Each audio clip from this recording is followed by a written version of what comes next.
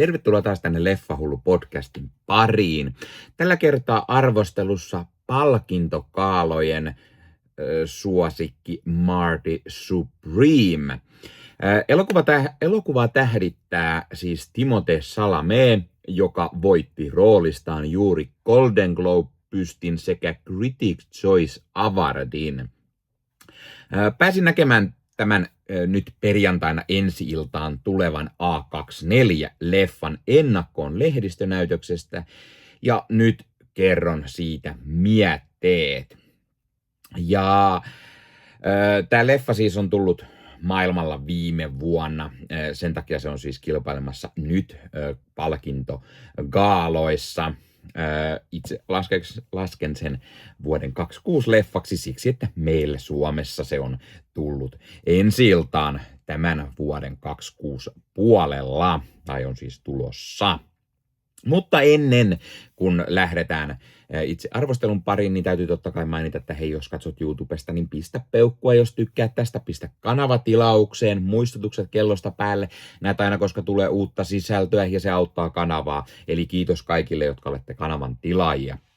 Jos haluat lisää tukea kanavaa, niin Leffahullu YouTube-kanavan jäseneksi voi liittyä. Sillä tavalla näet ennakkoon videoita ja saat nimesi näkyville johonkin päin videoa. Ja se tietenkin auttaa myös kanavaa. Jäseneksi voi liittyä joko euron kuukausihintaan tai 3 euroa kuukaudessa, eli melko hyvään hintaan. Ja ne kaikki auttaa aina kanavaa, joten kiitos oikein paljon kanavan jäsenille. Ja sitten mainitaan myös, että Kulttileffakaupasta voi käydä ostamassa itselleen kulttileffoja. Ja nyt uuden vuoden kunniaksi alennus on isompi, eli koodilla Leffahullu15 saat 15% alennusta, kun käyt ostoksilla. Eli kannattaa käydä vähän vilkuilemassa, mitä kaikkea kivaa siellä on. Muun muassa elokuva Wraith on juuri lisätty valikoimaan, ja tästä on tulossa lähiaikoina kulttikamaa arvostelua. Eli kannattaa katsoa kulttikamaa jaksot aina, jos haluat tietää meikäläisen mietteitä niistä. Mutta nyt hypätään arvostelun pariin. Eli Marty Supreme. Tämän elokuvan on ohjannut toinen Safdien veljeksistä, eli Josh Safdie. Ja tämä muistuttaa paljon Safdien veljesten yhteistä aiempaa elokuva Uncut Gems.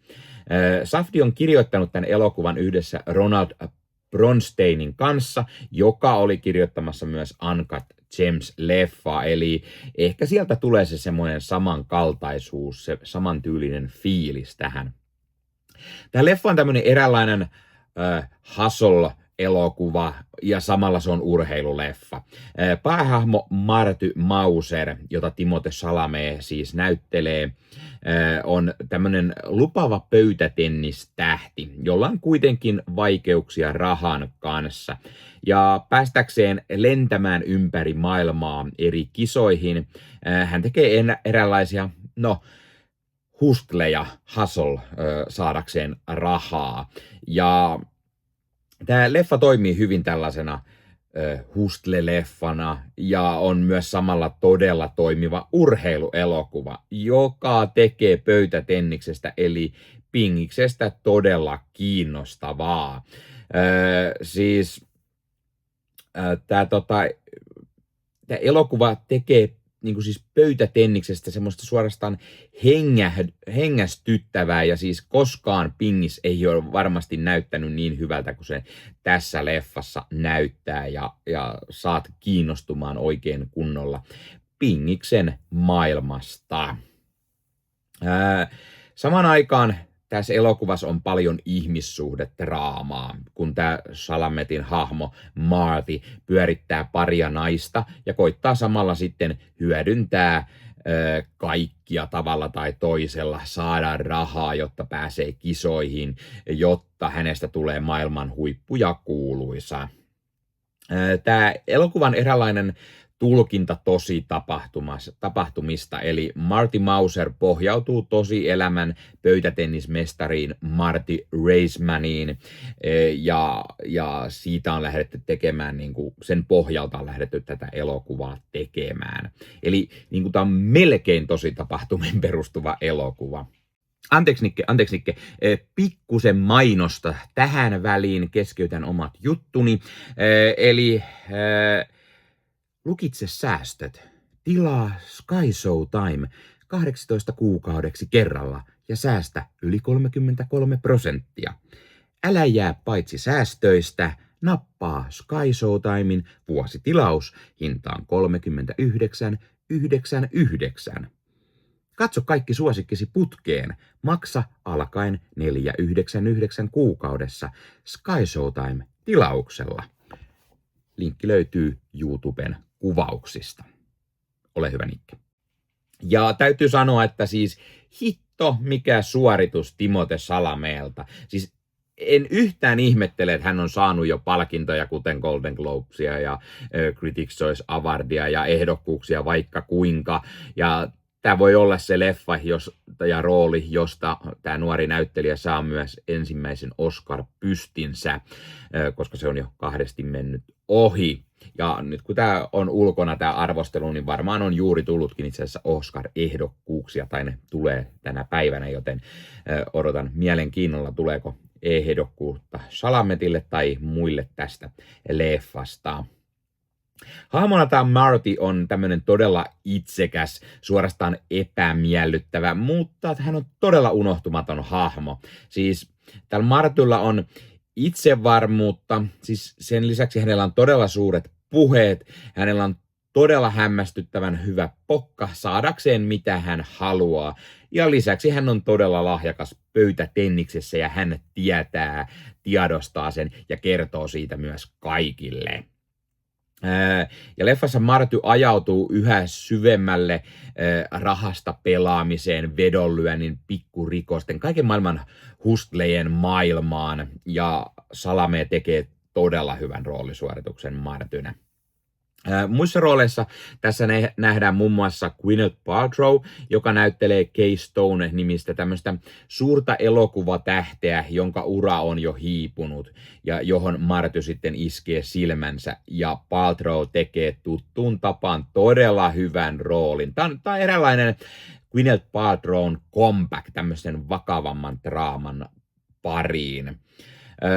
Odessa Azion näyttelee Rachelia, tämmöistä Martyn tyttöystävää, ja myös hän on todella hyvä roolissaan, ja siis hänen ja Martyn suhde on todella kiinnostavaa, mutta myös tämän Martyn ja tämän Paltrowin näyttelevän Kay Stonein suhde on hyvin kiinnostava, ja tässä elokuvassa onkin semmoista hienosti kuvattua romantiikkaa, jopa seksiä tihkuvaa menoa ja se oli todella hienosti tehty. Sitten tässä nähdään Fran Drescher, joka näyttelee Martyn äitiä Rebekkaa, pikkuroolissa varsin toimiva. Sitten Tyler the Creator on väli, eli tämmöinen Martyn kaveri, jota Marty myös samalla sitten hyödyntää saadakseen rahaa. Luke Manley näyttelee Dionia. Hän on toinen tämmöinen Martyn ystävä, jota Marty myös häikäilemättä hyödyntää saadakseen mitä hän haluaa. Koto Kawaguchi näyttelee Koto Endoa. Hän on tämmöinen Martyn pahin vastustaja pöytätenniksessä. Ja Kevin O'Leary näyttelee Milton Rockwellia. Ja mä mietin pisin leffa, että onpa hyvä näyttelijä ja niin kuin näyttelee hienosti tämmöistä kylmäävää bisnesmiestä. Enkä mä tajunnut siis, että O'Leary hän on tämän Jenkkien leijonan luolaan, eli Shark Tankin yksi leijonista tai haista, niin kuin se Jenkeissä sanotaan. Siis O'Leary tekee todella hyvän roolisuorituksen ja siis ei edes voi ymmärtää, että hän ei ole näyttelijä.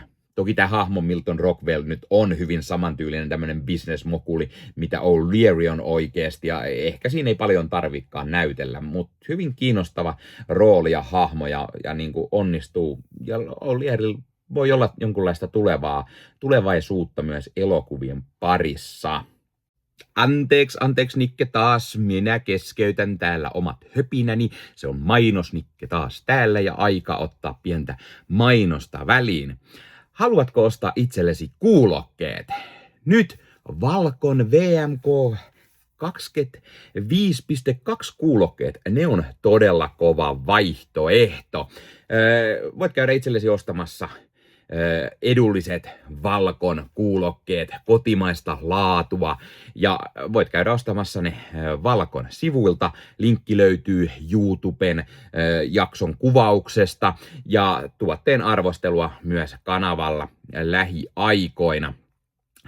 Todella toimivat kuulokkeet, todella järeät kuulokkeet, passo toimii todella nautinnollisesti, kun katsoo leffoja, ja nämä 25.2 on siis päivitetty malli. Nämä on pikkusen vielä kovemmat kuin VMK25, eli kannattaa käydä tsekkaamassa Valcon sivuilta linkkiä tuosta videosta, ja ei muuta kuin ostoksille, niin pystyy sitten nauttimaan vaikka illalla, kun perheen pienimmät on nukkumassa, tai jos naapurissa asuu se valittava vanha eukko, joka muka kuulee kaiken, mutta todellisuudessa itse huudattaa Emmerdaleä aina täysillä niin, että koko talo raikaa, mutta jostain syystä sinun ohjelmat aina häiritsee, niin ei muuta kuin Valcon kuulokkeita päähän kuule, niin ei häirinny sitten naapuritkaan.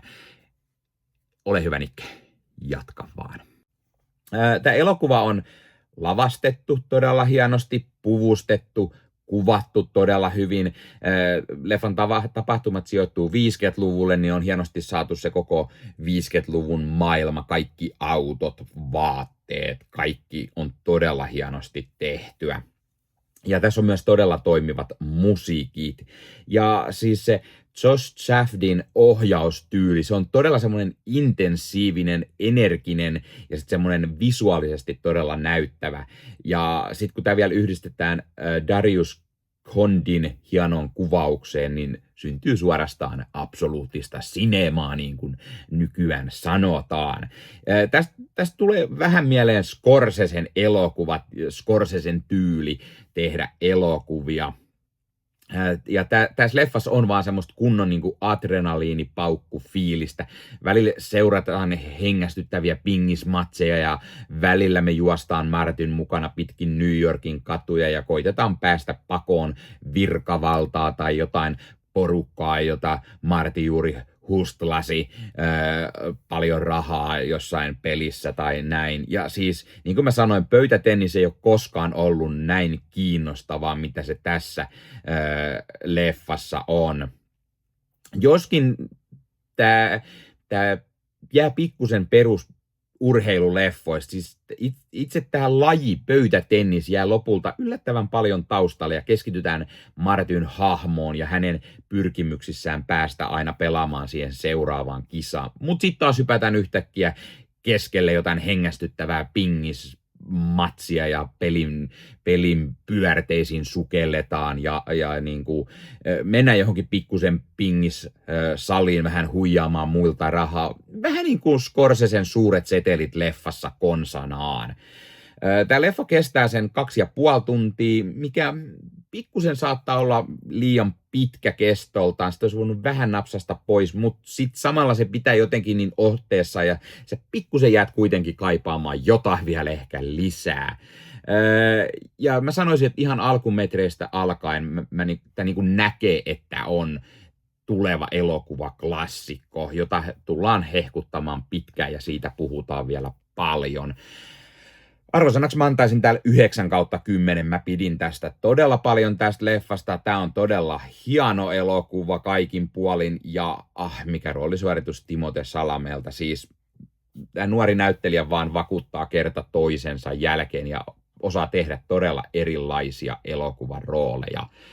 Ja nyt jäädään jännittämään sitä, että tuleeko Oscar-ehdokkuutta tai palkintoa sitten myöhemmin keväällä Chalametille. Siis on kyllä todella hyvä rooli. Myös muissa kategoriassa voi olla vahvana, joten jäädään sitä odottamaan.